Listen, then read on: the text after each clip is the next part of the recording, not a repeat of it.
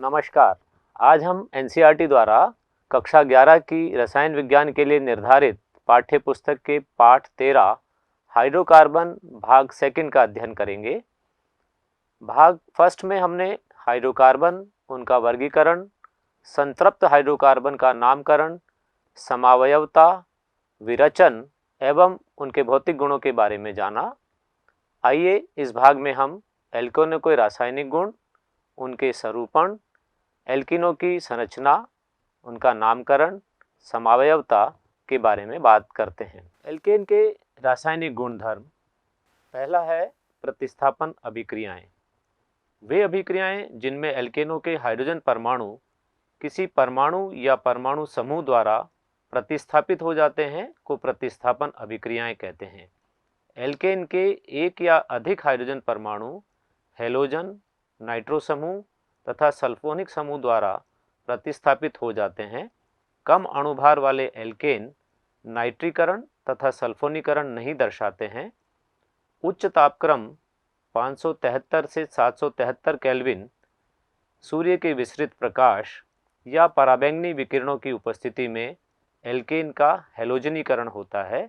यहाँ हम हेलोजनीकरण की बात करते हैं।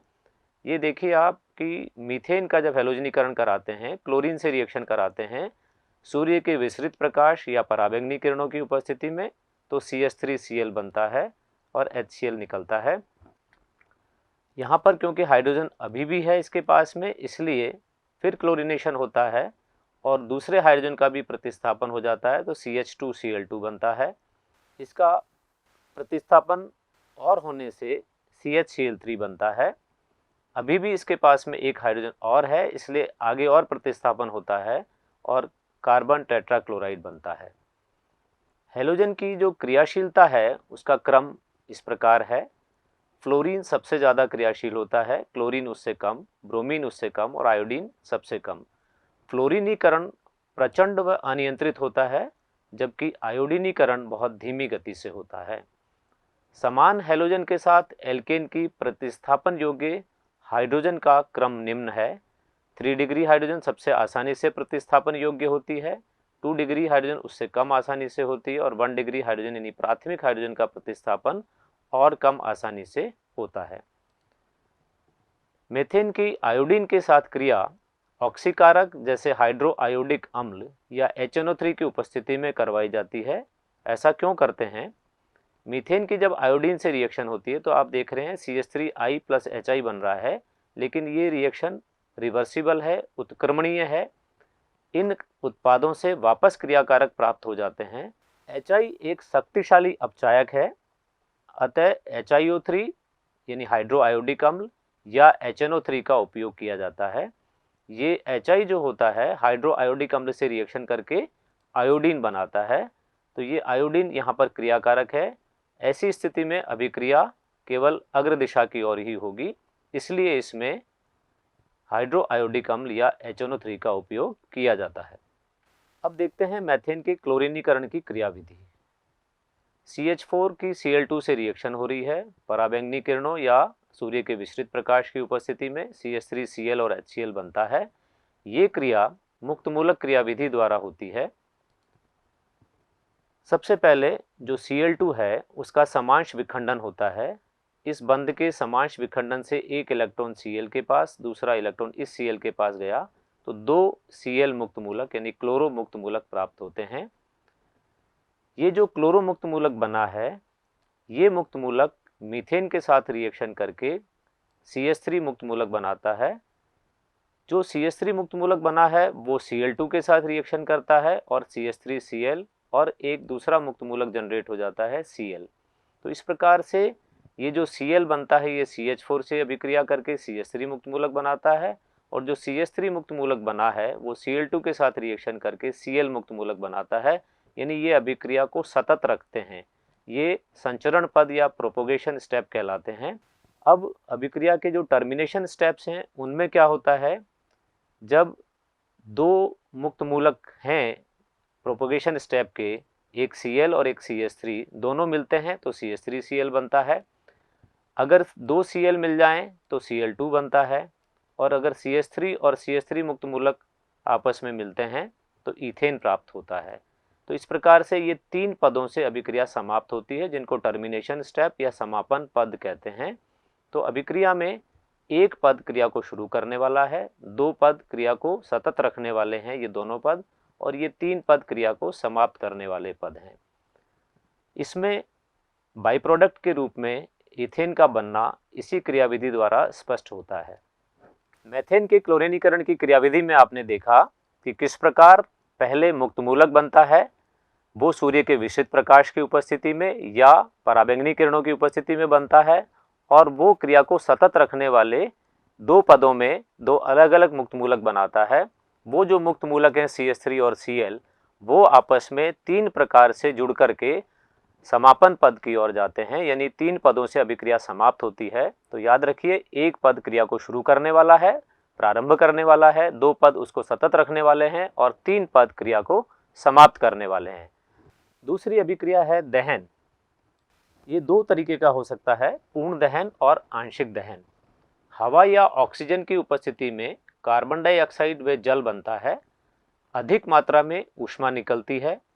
एल्केनों का अपर्याप्त वायु तथा डाई ऑक्सीजन द्वारा अपूर्ण दहन से कार्बन काजल यानी कार्बन ब्लैक बनता है, जिसका उपयोग शाही, मुद्रण शाही के काले वर्णक यानी पिगमेंट्स एवं पूरक फिल्टर्स के रूप में उपयोग में लिया जाता है।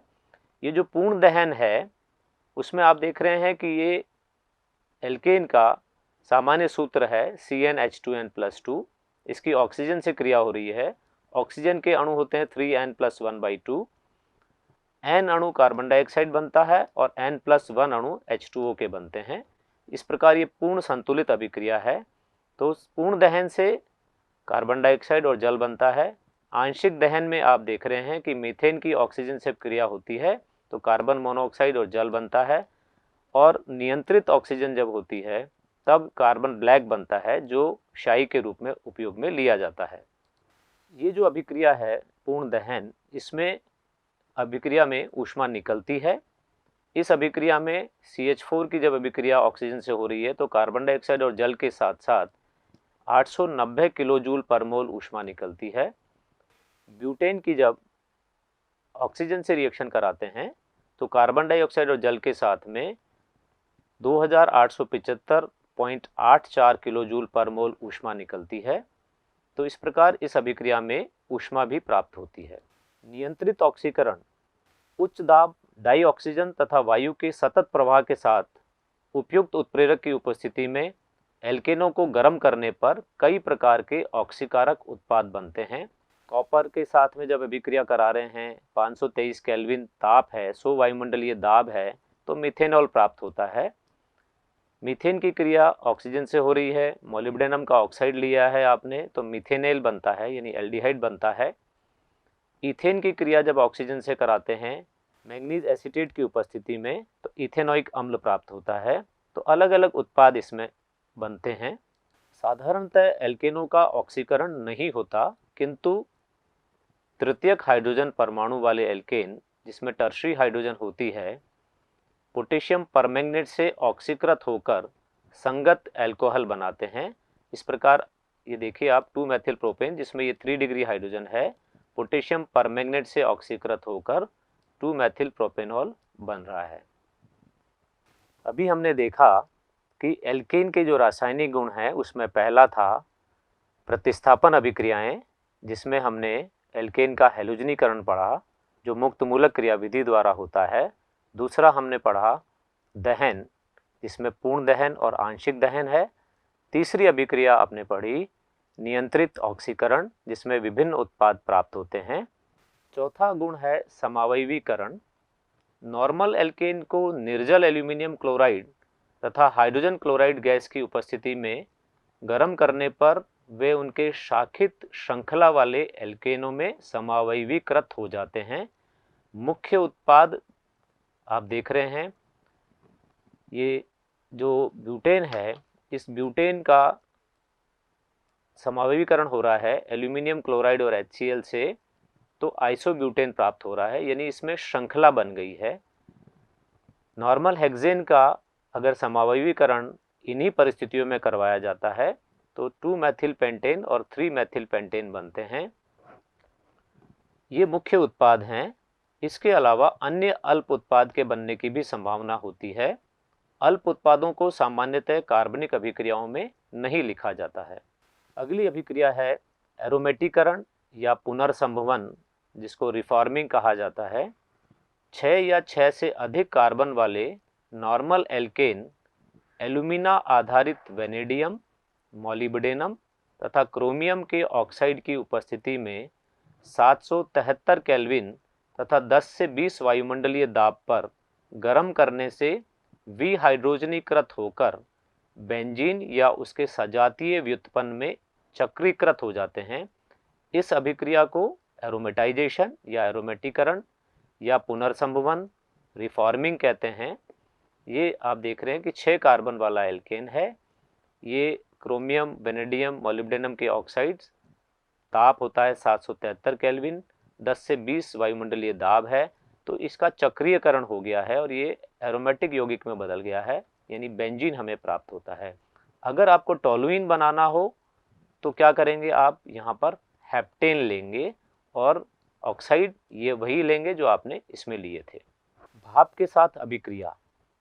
मीथेन की जब भाप के साथ अभिक्रिया कराई जाती है, निकेल की उपस्थिति में ताप होता है 1273 केल्विन, कार्बन मोनोऑक्साइड और डाई हाइड्रोजन प्राप्त होती है। इस विधि से डाई हाइड्रोजन का औद्योगिक उत्पादन किया जाता है, यानी ये जो डाई हाइड्रोजन है ये इसका इंडस्ट्रियल मेथड है। तो भाप की मीथेन के साथ क्रिया से डाई हाइड्रोजन प्राप्त होती है। अगली अभिक्रिया है ताप अपघटन या भंजन, पायरोलिसिस या क्रैकिंग। उच्च एल्केन उच्च ताप पर गर्म करने पर निम्न एल्कीनों या एल्केनों में अपघटित हो जाते हैं।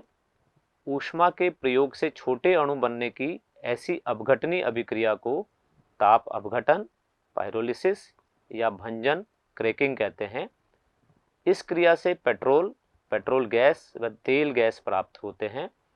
जैसे ये बड़ा हाइड्रोकार्बन है 6 कार्बन वाला, इसको 773 केल्विन पर जब गर्म किया जाता है, ये ताप अपघटित होकर इसमें से हाइड्रोजन निकल सकती है, छोटा अणु इथेन का निकल सकता है, प्रोपीन, इथेन और मीथेन प्राप्त हो सकते हैं। तो इस प्रकार छोटे अणु प्राप्त होना ताप अपघटन कहलाता है। प्रोपेन का अगर ताप अपघटन कराते हैं तो एथीन और मीथेन बनता है, या प्रोपीन और हाइड्रोजन बन सकती है। तो ये ताप अपघटन या भंजन अभिक्रिया कहलाती है। डोडेकेन का जब ताप अपघटन कराते हैं तो हेप्टेन, पेंटीन और अन्य छोटे उत्पाद बनते हैं। ये डोडेकेन जो है वो केरोसिन तेल का घटक है। इसको 973 केल्विन पर प्लेटिनम, पैलेडियम या निकेल की उपस्थिति में गर्म किया जाता है, तो ये उत्पाद प्राप्त होते हैं। प्रश्न है, निम्न में से मेथेन का अपूर्ण दहन है। अभी हमने देखा था पिछली अभिक्रियाओं में कि अगर इसका अपूर्ण दहन किया जाता है तो कार्बन ब्लैक बनता है। वो अभिक्रिया कौन सी है? वो ये वाली अभिक्रिया है, CH4 + O2 कार्बन + 2H2O। तो अभी हमने देखा एल्केन के रासायनिक गुणों में हैलोजनीकरण, दहन, समावयवीकरण, एरोमेटीकरण, ताप अपघटन, भाप के साथ अभिक्रिया। अब हम देखते हैं इनका सरूपण। एल्केनों में कार्बन कार्बन सिग्मा बंध होता है।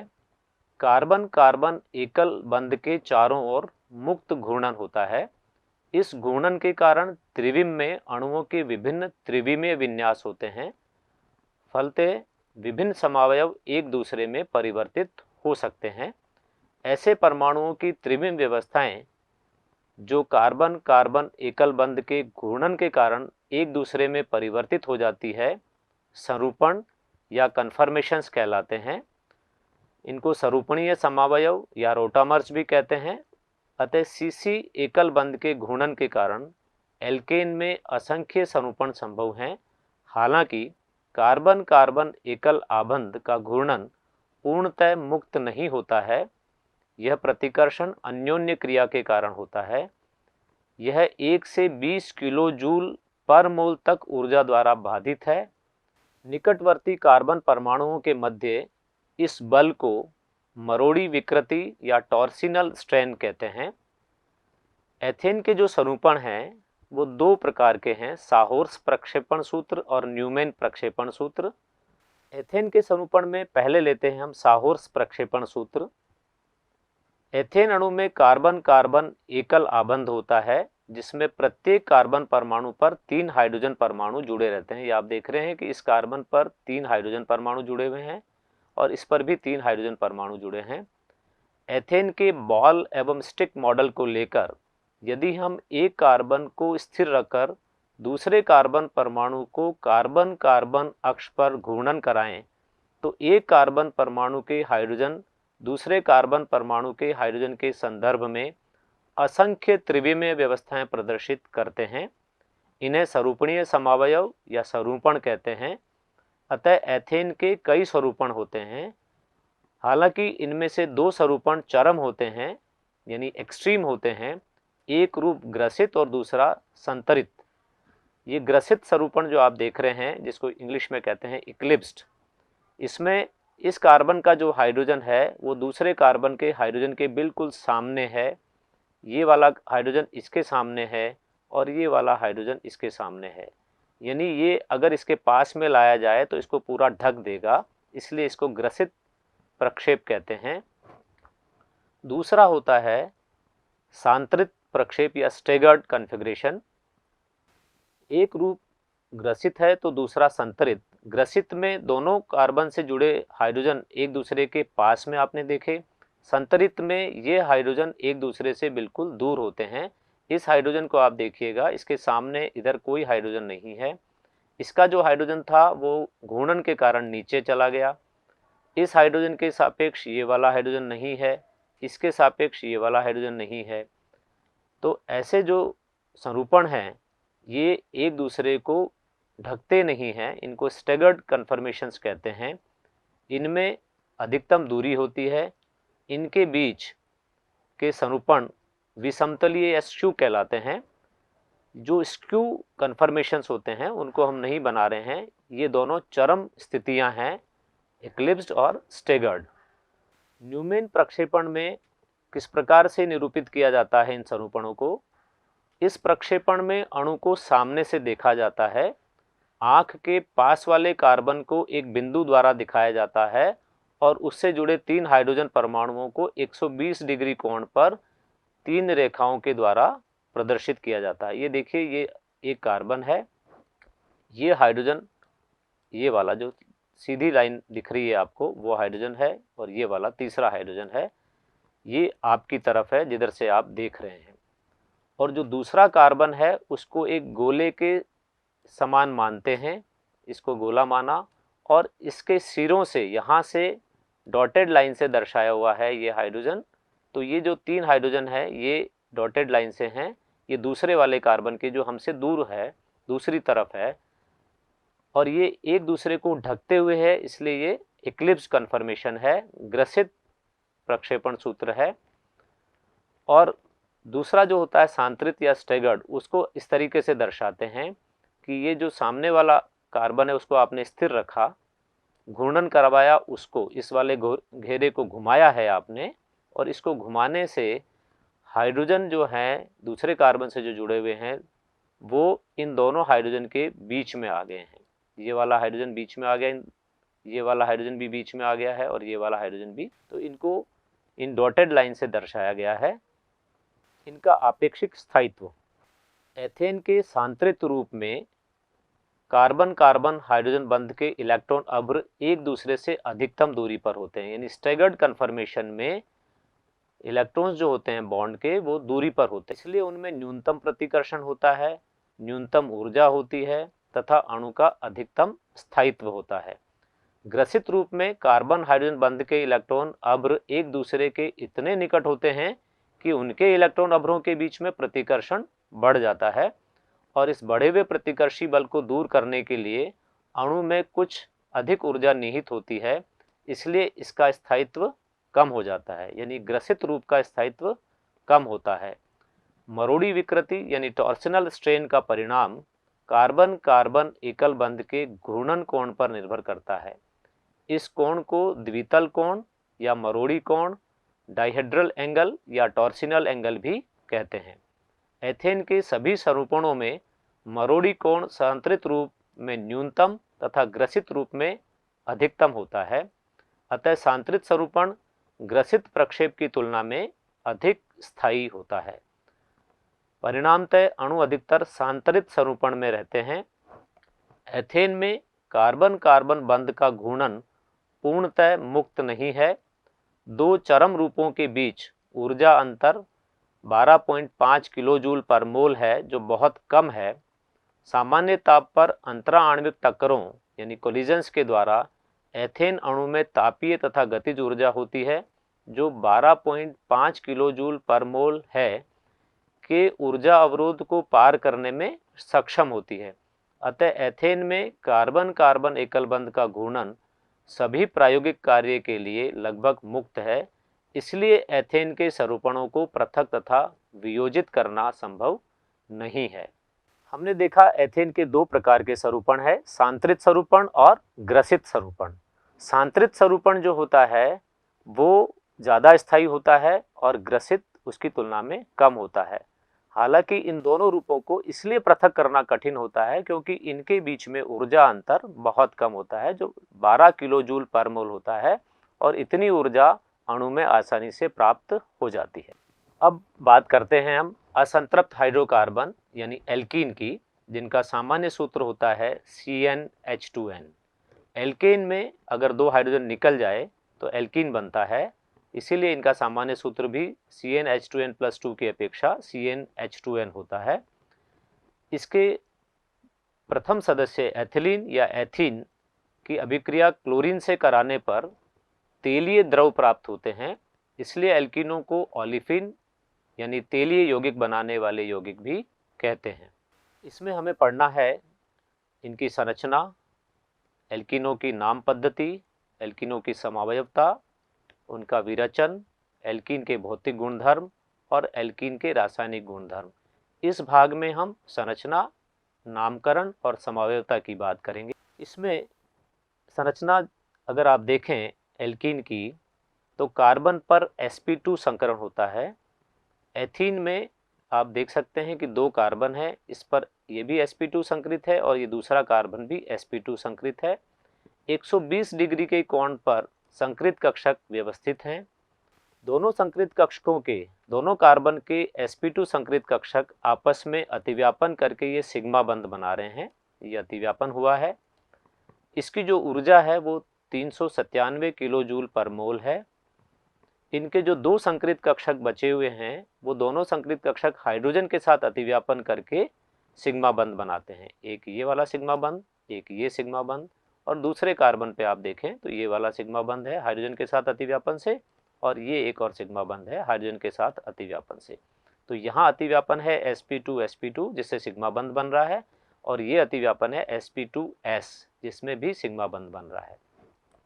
अब दोनों कार्बन के पास में एक एक p कक्षक असंकृत रहता है जो इनके तल के लंबवत होता है, और ये जो p कक्षक है, इस कार्बन वाला p कक्षक और इस कार्बन वाला p कक्षक, ये दोनों क्या करते हैं, समपार्श्वीय अतिव्यापन करते हैं, और pp समपार्श्वीय अतिव्यापन से पाई बंध बनता है, और इस बंध की ऊर्जा 284 किलोजूल पर मोल होती है।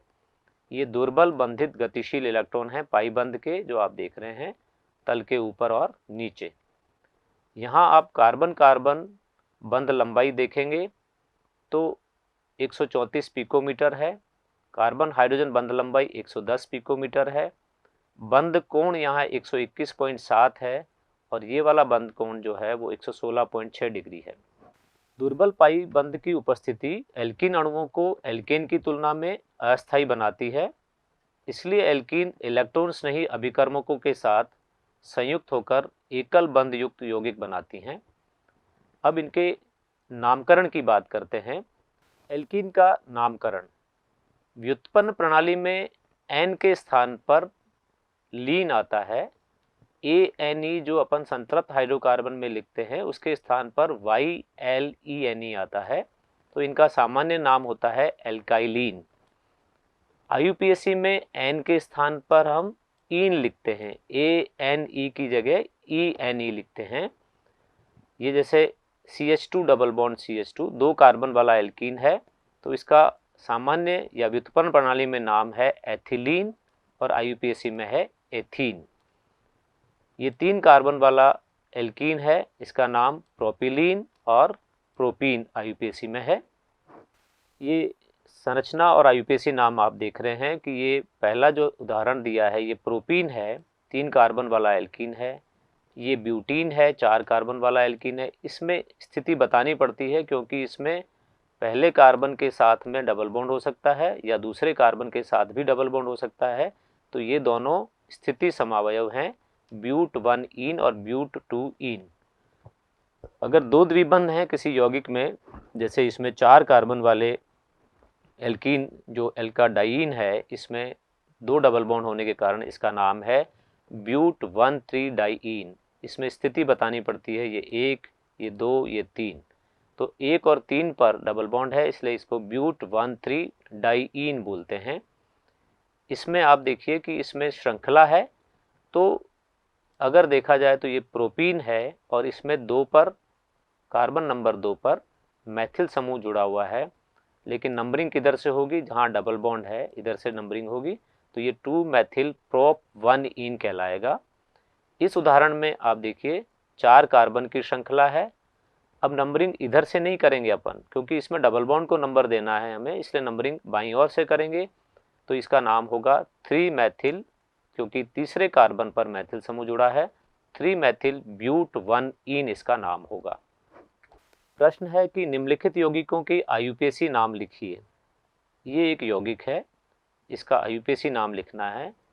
आप इसको देखें तो आपको दिख रहा है कि इसमें दो द्विबंध हैं, एक यहाँ पर है और एक यहाँ पर है, दो द्विबंध हैं। और यहाँ पर ये सिरे पर दो मैथिल समूह जुड़े हुए हैं। तो इसमें अब नंबरिंग किधर से की जाए, हम करते हैं पहले नंबरिंग बाईं ओर से। तो एक कार्बन इनमें से श्रृंखला में आएगा, एक, ये नंबर 2 होगा, ये 3 होगा, ये 4, 5, 6, इस प्रकार से ये 6 पे भी डबल बॉन्ड है और 3 पे भी डबल बॉन्ड है।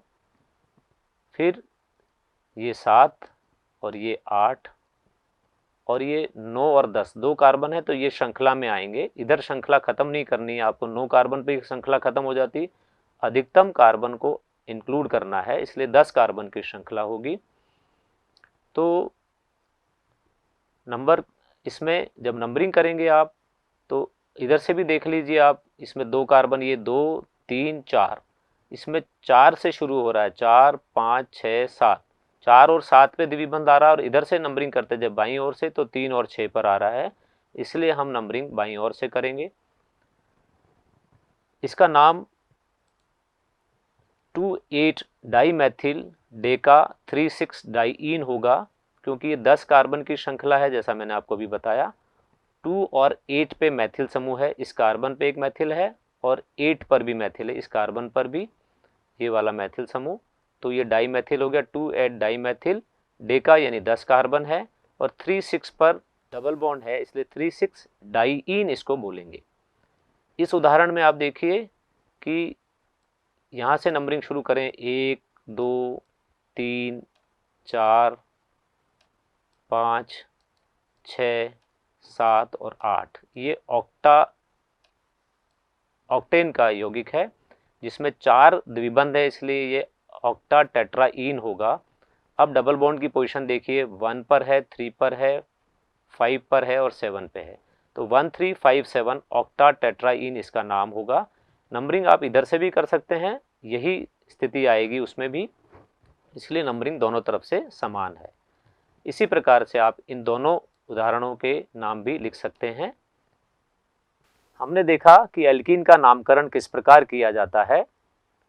जब भी नंबरिंग की जाए, द्विबंध को न्यूनतम नंबर दिया जाए और श्रृंखला में उसको सम्मिलित करने का जरूर ध्यान रखना चाहिए। इस आधार पर हम न्यूनतम नंबर देते हुए उसकी नंबरिंग करेंगे और उसका नाम रखेंगे। आगे देखते हैं समावयवता। एल्कीनों के पहले दो सदस्य कोई समावयवता नहीं दर्शाते, यानी एथीन और प्रोपीन किसी भी प्रकार की समावयवता नहीं दर्शाते हैं। तीसरा सदस्य जो है वो ब्यूटीन है। उसमें देखिए आप, ये 1 ब्यूटीन और इसकी स्थिति समावयव है 2 ब्यूटीन। पोजीशन बदल गई है किसकी? डबल बॉन्ड की। और अगर इसमें श्रृंखला बना देते हैं आप, आइसोब्यूटिलीन इसको कहा जाता है, आईयूपीएसी में बोलते हैं 2 मेथिल प्रॉप 1 इन, ये इसका श्रृंखला समावयव है। तो ये संरचनात्मक समावयवता है एल्कीन की। अब इस प्रकार के त्रिविम समावयव भी, जिनमें 2 समान परमाणु या समूह एक ही और स्थित होते हैं, हो सकते हैं। जैसे ये देखिए आप, कार्बन कार्बन डबल बॉन्ड है, इस कार्बन से X और Y जुड़ा हुआ है और इस कार्बन से भी X और Y जुड़ा हुआ है। इनके 2 समावयव संभव है, इनको ज्यामितीय समावयव कहते हैं। इसमें दोनों X एक ही दिशा में है, इस कार्बन से जुड़ा हुआ X और इस कार्बन से जुड़ा हुआ X दोनों समान दिशा में है, और Y भी एक ही दिशा में है।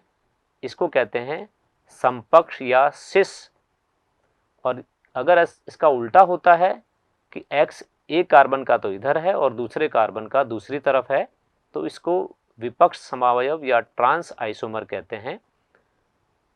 ब्यूटीन का एग्जाम्पल लीजिए आप, समपक्ष 2 ब्यूटीन। इसमें ब्यूटीन में जो कार्बन और कार्बन के बीच में डबल बॉन्ड है वो दूसरी स्थिति पर है। पहले कार्बन से जुड़ा हुआ ये मैथिल समूह, ये पहला कार्बन है, और ये चौथा जो मैथिल समूह है ये द्विबंध के सापेक्ष अगर एक ही दिशा में है, ये दोनों एक ही दिशा में आप देख रहे हैं, इसलिए ये सिस समावयव है, समपक्ष ब्यूट 2 इन इसको कहते हैं। और अगर ये विपरीत दिशा में है, इसमें मिथाइल समूह इधर है और इसमें इस दिशा में है, यानी विपरीत दिशा में है, इसलिए इसको कहते हैं ट्रांस ब्यूट 2 इन या विपक्ष ब्यूट 2 इन। क्वथनांक में भी आप देख रहे हैं थोड़ा अंतर है, इसका 277 केल्विन है और इसका क्वथनांक 274 केल्विन है। तो ये जो गुण है ये इस कारण बदल गए हैं। ये जो उदाहरण आप देख रहे हैं इसमें भौतिक गुण की बात करते हैं अपन, द्विध्रुव आघूर्ण की बात करते हैं। एल्कीन का समपक्ष रूप विपक्ष की तुलना में अधिक ध्रुवीय होता है। ये जो समपक्ष रूप है ये अधिक ध्रुवीय है और ये जो विपक्ष रूप है ये कम ध्रुवीय है। इसका द्विध्रुव आघूर्ण 0.35 डेबॉय है और इसका 0 डेबॉय है। विपक्ष ब्यूट 2 इन अध्रुवीय है। इन दोनों रूपों की विभिन्न ज्यामितियों को बनाने से ये देखा गया है कि विपक्ष ब्यूट 2 इन यानी ट्रांस ब्यूटीन के दोनों मैथिल समूह जो विपरीत दिशाओं में होते हैं, ये देखिए ये इस दिशा में है मैथिल समूह, इसकी विपरीत दिशा में ये वाला मैथिल समूह है। ये दोनों मैथिल समूह विपरीत दिशा में होने के कारण CCH3 बंध के कारण ध्रुवणता को नष्ट करके विपक्ष रूप को अध्रुवीय बनाते हैं। ठोसों में विपक्ष समावयवियों के गलनांक समपक्ष समावयवियों की तुलना में अधिक होते हैं। ज्यामितीय या समपक्ष सिस ट्रांस समावयवता XYC और CXZ और XYC और CZW प्रकार के एल्कीनों द्वारा भी प्रदर्शित की जाती है। यानी इस प्रकार के जो एल्कीन है वो भी ज्यामितीय समावयवता प्रदर्शित करते हैं, यानी कार्बन से जुड़े हुए जो समूह हैं वो भिन्न होने चाहिए। समान समूह होते हैं तो इस प्रकार की समावयवता नहीं दर्शाते हैं। अब प्रश्न है कि निम्नलिखित में से कौन से यौगिक सिस ट्रांस यानी समपक्ष विपक्ष समावयवता प्रदर्शित करते हैं।